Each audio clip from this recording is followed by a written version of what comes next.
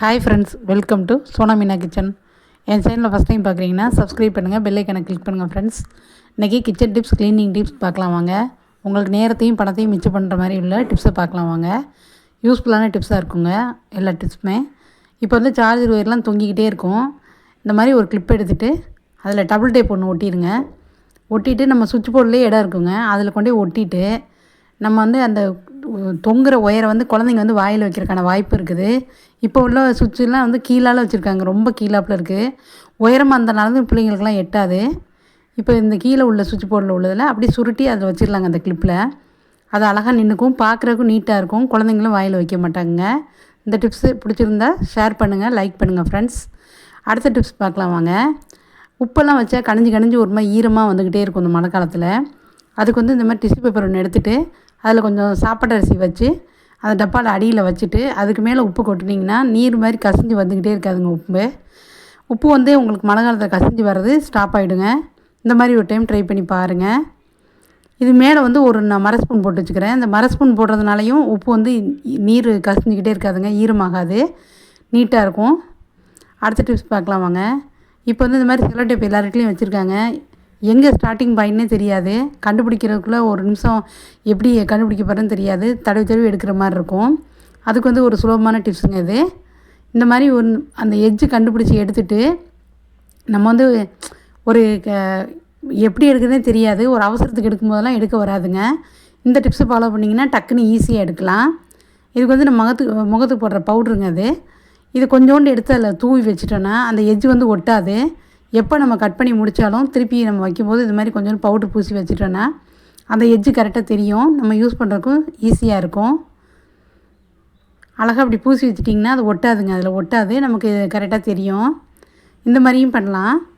நாங்கள் வந்து வீட்டில் வந்து இந்த மாதிரி ஸ்டேஷ்னரி கடையில் இது மாதிரி கிடச்சிதுங்க. இது வாங்கி வச்சுருக்கேன் நான்.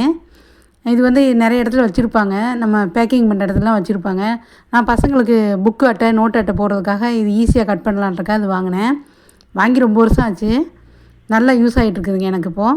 இது மாதிரி உள்ளே போட்டு டக்குன்னு வேணுங்கிற அளவுக்கு மட்டும் நம்ம கட் பண்ணிக்கலாங்க. ரொம்ப சிம்பிளாக ஈஸியாக இருக்கும். இது ஒன்ஸ் வாங்கி வச்சுக்கிட்டிங்கன்னா நல்லா யூஸ்ஃபுல்லாக இருக்குங்க. ஒரு சின்ன ரெசிபி ஒன்று பார்க்கலாம் வாங்க. இதை தொடர்ந்து டிப்ஸு நிறையா இருக்குதுங்க. இப்போ வந்து ஒரு பாத்திரத்தில் 4-5 ஸ்பூன் எண்ணெய் ஊற்றி கடுகு பொரிய ஊட்டி கொஞ்சோண்டு அரை ஸ்பூன் உளுந்து போடுறேங்க.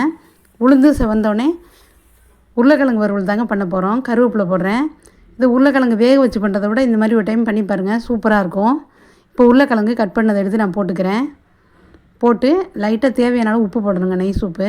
இது வந்து நல்லா மொறுமொறுன்னு இருக்கும். சாம்பார், தயிர் எல்லாத்துக்கும் தொட்டுக்கலாம். நம்ம வேக வச்சு உரிச்சு பண்ணுறதை விட இது சிம்பிளாக பண்ணிடலாம். 5 நிமிஷத்துலேருந்து 10 நிமிஷம் தான் ஆகும், அதுக்கு மேலே ஆகவே ஆகாது டைமு. இது ஒரு டைம் ட்ரை பண்ணி பாருங்கள். இந்த மாதிரி உப்பு போட்டுட்டு மூடி சிம்மில் வச்சிடணுங்க. வச்சுட்டு இடையில 2 தடவை திறந்து கிளறிக்கணும். கிளறினீங்கன்னா ஈஸியாக அப்படி வெந்துருங்க டக்குன்னு. நீங்கள் வேறு தண்ணி ஊற்ற வேண்டாம், எதுவும் செய்ய வேண்டாம். நீங்கள் தண்ணி ஊற்ற வேண்டாம், அவிச்சு உரிச்சிட்டு இருக்க வேண்டாம். வேலைக்கு போகிற அவசரம் யாராக இருந்தாலும் காலைல அவசரமாக குழந்தைங்களுக்கு ஸ்கூலுக்கு பண்ணுவோம். அப்படி பண்ணும்போதெல்லாம் டக்குன்னு இந்த மாதிரி பண்ணி பாருங்கள், நல்லா ஈஸியாக இருக்கும். சிம்மில் வச்சு மூடி வச்சிடணுங்க உப்பு போட்டுட்டு. இப்போ கட் பண்ணி காட்டின பாருங்கள், அப்படி கட்டாச்சு. இப்போ தேவையான அளவு 2 ஸ்பூன் மிளகாத்தூள் போடுறேங்க. அவங்கவுங்க தேவையான அளவு காரம் போட்டுக்குங்க. நான் 2 ஸ்பூன் போடுறேன். போட்டு அதை வந்து இந்த நடுவில் உள்ள எண்ணெயிலே லைட்டாக பரட்டி விட்டுட்டு இப்போ கிழங்கு ஃபுல்லாக வர மாதிரி பரட்டி விட்டுணுங்க. நல்லா மொறுன்னு இருக்கும், நல்லா சாஃப்டாக டேஸ்ட்டாக இருக்குங்க சாப்பிட்றதுக்கு.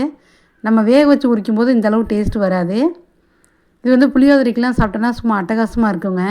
தயிர் சாதம், புளியோதரை அதுக்கெலாம் தொட்டுக்கிட்டால் சூப்பராக இருக்கும். இப்போ வந்து இதில் வந்து ஒரே மூடி தண்ணி ஊற்றுறேங்க நான்.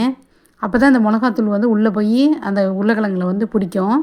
நீங்கள் மிளகாத்தூள் போடும்போது சிம்மில் தாங்க வச்சு போடணும், அப்போ தான் மிளகாத்தூள் கருகாமல் இருக்கும். சிம்மில் வச்சுட்டு நல்லா இப்படி கிண்டி விட்டு திருப்பி ஒரு 5 நிமிஷமோ 2 நிமிஷம் மூடி வச்சிங்கன்னா, 5 நிமிஷம் போட்டிங்கன்னா 2 தடவை இடையில திறந்து கிளறி விடணும். 2 நிமிஷம் மூடி வச்சுட்டு அப்படியே திறந்திங்கன்னா மொறுன்னு சும்மா சூப்பரான உருளைக்கிழங்கு ரெடி ஆகிடுங்க. இந்த மாதிரி ஒரு டைம் ட்ரை பண்ணி பாருங்கள். அப்படி மாவு மாதிரி வந்திருக்கும், வெளியில் நல்லா மொறுன்னு உள்ளே சாஃப்டாக இருக்குங்க, டேஸ்ட்டாக இருக்கும். இப்போ கொஞ்சோண்டு கருவேப்பிலை தூவி இறக்கிறேங்க நான். சூப்பரான உருளைக்கிழங்கு வறுவல் ரெடி. அடுத்த டிப்ஸ் பார்க்கலாம் வாங்க. இப்போ வந்து தேங்காய் வந்து லேடிஸ்லாம் உடைக்க மாட்டாங்க, ஜென்ஸ் எதிர்பார்த்துட்டு சில பேர் காத்திருப்பாங்க. அப்படி பண்ணாதீங்க. இப்போ தண்ணியில் இந்த மாதிரி நினச்சிட்டிங்கன்னா கரெக்டாக 2ஆக உடையுங்க. அந்த துதியும் கீழே கொட்டாமல் இருக்கும், இல்லைன்னா வீடு பூரா அது ஒரு மாதிரி கொட்டிடுங்க அது. இப்போ வந்து காட்டுற மாதிரிங்க, அந்த 3 கோடு இருக்குங்க தேங்காயில். அந்த 3 கோடு மேலேயும் அந்த மாதிரி அடித்தோன்னா டக்குன்னு உடஞ்சிருங்க. யார் வேணாலும் உடைக்கலாங்க ஈஸியாக. அந்த 3 கோடு மேலே அடித்தாவே போதுங்க. நம்ம நல்லா பலமாக அடிக்கணும். அடித்தோன்னா ஒரு 3 கோடு மேலே அடிக்கும்போதே அழகாக 2ஆக வந்துடுங்க. கோணையெல்லாம் உடையாது, கரெக்டாக உடையும். நம்ம இந்த மாதிரி தண்ணியில் நனைச்சிட்டு உடைக்கிறனால அந்த துதியாக கொட்டுற தூசியும் கொட்டாதுங்க. நீட்டாக இருக்கும், வீடு நீட்டாக இருக்கும். இப்போ உடச்சிட்டு பாருங்க, ஓப்பன் பண்ணி காட்டுறேன். அந்த ஒரு கம்பி ஏதாவது ஒன்று வச்சு உடச்சிங்கன்னா அழகாக உடைக்க வருங்க. ஈஸியாக இருக்கும். ஜென்ஸ் தான் உடைக்கணும்னு கிடையாது, லேடிஸாலையும் உடைக்க முடியுங்க. சில பேர் பயந்துட்டு ஐயோ என்னால் தெரியாது உடைக்க முடியாதுன்னு சொல்லுவாங்க. அந்த 3 கோடு மேலே அடிச்சிங்கன்னா ஈஸியாக ஓப்பன் பண்ணிடலாங்க. உடச்சிட்டு இப்படி ஓப்பன் பண்ணி காட்டியிருக்கேன் பாருங்கள். இப்போ வந்து அவசரத்துக்கு காலைல இட்லி இந்த மாதிரி அவிச்சிருப்போம், எடுக்க முடியாது. அது துணியில் ஊற்றுற இட்லினா உடனே எடுக்கலாம். இது குக்கர் இட்லி எடுக்க வராது. அதுக்கு வந்து தட்டை இப்படி திருப்பி பிடிச்சிக்கிட்டு தண்ணியை தெளித்தோன்னா அழகாக வந்துடுங்க இட்லி. இந்த மாதிரி ஊற்றி விட்டுறணும் தண்ணியை. ஊற்றிட்டு இப்போ ஸ்பூன் வச்சு எடுத்திங்கன்னா அழகாக வந்துடுங்க. எவ்வளோ சூடாக இருந்தாலும் உடனே வந்துடும். நீட்டாகவும் இருக்கும், இட்லி எடுக்கிறதுக்கு நீட்டாக இருக்குங்க. டக்குன்னு எடுக்கலாம். காலை நேரத்தில் அவசரத்தில் டக்குன்னு எடுக்க வருங்க. நம்ம சூடாக இருக்கும், எடுக்க வராது. அதனால் தட்டை திருப்பிட்டு தண்ணி ஊற்றிட்டு எடுத்திங்கன்னா டக்குன்னு ஈஸியாக வரும். தட்டிலையும் ஒட்டாதுங்க பாருங்கள், ஒரு துளி கூட ஒட்டலை பாருங்கள். சூப்பராக எடுக்க வருங்க. இந்த டிப்ஸை ட்ரை பண்ணி பாருங்கள். இது பிடிச்சிருந்தா ஷேர் பண்ணுங்கள், லைக் பண்ணுங்கள் ஃப்ரெண்ட்ஸ். அடுத்து வந்து இந்த மழை காலத்தில் பாயெல்லாம் சுற்றி வச்சுருப்போம்.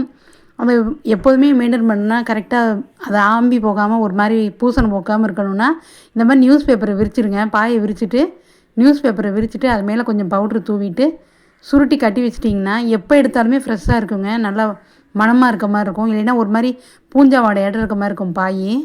இந்த பேப்பர் வந்து அதோட ஈரத்தெல்லாம் எடுத்துக்கும்.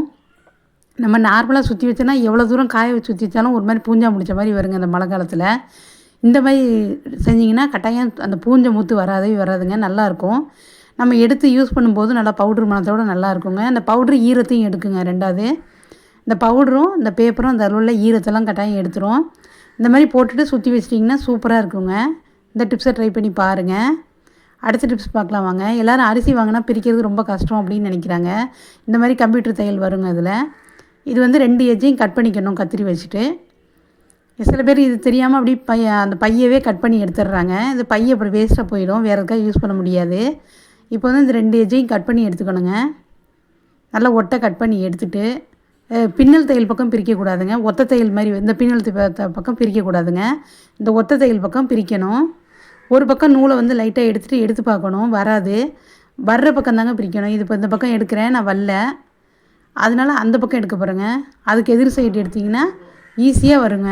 அப்படி அவ்வளோ அழகாக ஈஸியாக வருது பாருங்கள். ரொம்ப சிம்பிளுங்க. இது தெரியாமல் நிறைய பேர் அந்த பையை கட் பண்ணி வேஸ்ட் பண்ணிடுறாங்க. இது அவ்வளோ ஈஸியாக பிரிக்கலாம். இப்போ நான் ஒரு தையல் பிரிச்சுட்டேன், அடுத்த தையலும் பிரித்து காட்டுறேன் பாருங்கள். நம்ம பிரிச்சுட்டு வந்த பக்கமே திருப்பி எடுத்திங்கன்னா அந்த நூல் அப்படியே ஈஸியாக கலந்து வந்துடுங்க. ஒரு பக்கம் பிடிச்சி இழுத்து பாருங்கள், வரலைன்னா அதுக்கு எதிர் பக்கம் இழுத்திங்கன்னா கட்டாயம் வந்துடுங்க. இந்த மாதிரி பிரிச்சிங்கன்னா ஈஸியாக இருக்கும் ஃப்ரெண்ட்ஸ். இந்த டிப்ஸை ட்ரை பண்ணி பாருங்கள். இப்போ வந்து ஓப்பன் பண்ணியாச்சுங்க. அரிசி வந்து ஓப்பன் பண்ணியாச்சு. இது ரொம்ப சிம்பிள், யாரையும் எதிர்பார்க்க வேண்டாம், நம்மளே செஞ்சிடலாம். அடுத்து வந்து முட்டையெல்லாம் உடச்சி ஊற்றும்போது ஓடு இப்படி உள்ளே விழுந்துடும். நம்ம எண்ணெய் எடுத்தாலும் எடுக்க வராது, கையில் நார்மலாக எடுக்கும்போது எடுக்க வராதுங்க. அதுக்கு வந்து கொஞ்சோண்டு ஒரு கிண்ணத்தில் தண்ணி வச்சுட்டு அதில் கையை டிப் பண்ணிவிட்டு நனைச்சிட்டு எடுத்திங்கன்னா ஈஸியாக எடுக்க வருங்க அந்த ஓடு. இல்லைன்னா எவ்வளோ நேரம் ஆனாலும் எடுக்க வராதுங்க. நீங்கள் நார்மலாக எடுத்திங்கன்னா எடுக்க வராது. இந்த மாதிரி தண்ணியில் கையை டிப் பண்ணி வச்சுட்டு எடுத்திங்கன்னா எடுக்க வருங்க ஈஸியாக. அடுத்த டிப்ஸ் பார்க்கலாம் வாங்க. இப்போ வந்து பாட்டு கேட்டுகிட்டே சமைக்கிறோம், ஒரு வீடியோ பார்த்துக்கிட்டே நம்ம சமைக்கிறோம் அப்படின்னா நம்ம ஸ்டாண்டு தேடிக்கிட்டு அலைய வேண்டாங்க. நம்ம தலைக்கு வைக்கிற அந்த மாதிரி கிளிப் இருந்தால் போதுங்க. அந்த கிளிப் அப்படி வச்சுட்டு அதில் வந்து ஃபோனை வச்சுட்டு நம்ம பார்க்கலாங்க. ஈஸியாக இருக்கும், நவுத்தி வச்சுக்கலாம், என்ன வேணால் பண்ணிக்கலாங்க. நீட்டாக அதிலே நிற்குங்க, விழுகவும் செய்யாது. நம்ம வேணுங்கிறதும் மாற்றிக்கலாம், ஒன்றும் ஆகாது. நம்ம இதுக்காக ஸ்டாண்டு அது இதுன்னு தேட வேண்டிய அவசியம் இல்லைங்க. ஒரு கிளிப் மட்டும் இருந்தால் போதும். நம்ம ஒரு பாட்டு கேட்டுட்டோ எது பண்ணாலும் சமைக்கிறதுக்கு ஈஸியாக இருக்க மாதிரி இருக்கும் இது. இந்த டிப்ஸை ட்ரை பண்ணி பாருங்கள். பிடிச்சிருந்துன்னா ஷேர் பண்ணுங்கள், லைக் பண்ணுங்கள் ஃப்ரெண்ட்ஸ். அடுத்து வந்து நிறைய பேர் கண்ணாடி யூஸ் பண்ணுவாங்க. அந்த கண்ணாடி வந்து ஒரு மாதிரி கை பட்டு ஒரு மாதிரி அழுக்காக இருக்க மாதிரி இருக்கும், அவ்வளோவா க்ளீனாக தெரியாது. அதுக்கு வந்து இந்த மாதிரி வாஸ்லின் வச்சுருந்தீங்கன்னா எடுத்து அந்த கண்ணாடி மேலே லைட்டாக பூசிடுங்க. 2 பக்கம் நல்லா 2 கண்ணாடி பக்கம் பூசி விட்டுட்டு ஒரு டிஷ்யூ பேப்பர் வச்சு துடைச்சிடுங்க. சாஃப்டான கிளாத்து இல்லைன்னா டிஷ்யூ பேப்பர் வச்சு துடைக்கணும். வேறு ஏதாவது போட்டு துடைச்சிடக்கூடாது, துடைச்சா கீரல் விழுந்துடும். இந்த மாதிரி சாஃப்டான பேப்பரு இல்லைன்னா சாஃப்டான கிளாத் அதுக்குன்னே கொடுத்துருப்பாங்க இல்லைங்க, அது வச்சு துடைச்சா ரொம்ப க்ளீனாகிடுங்க. சூப்பராக இருக்குங்க. இந்த மாதிரி பண்ணி பாருங்கள் ஒரு டைமு. இந்த டிப்ஸ் எல்லாம் பிடிச்சா ஷேர் பண்ணுங்கள், லைக் பண்ணுங்கள் ஃப்ரெண்ட்ஸ். இந்த வீடியோ பிடிச்சா லைக் பண்ணுங்கள், ஷேர் பண்ணுங்கள். தேங்க்யூ.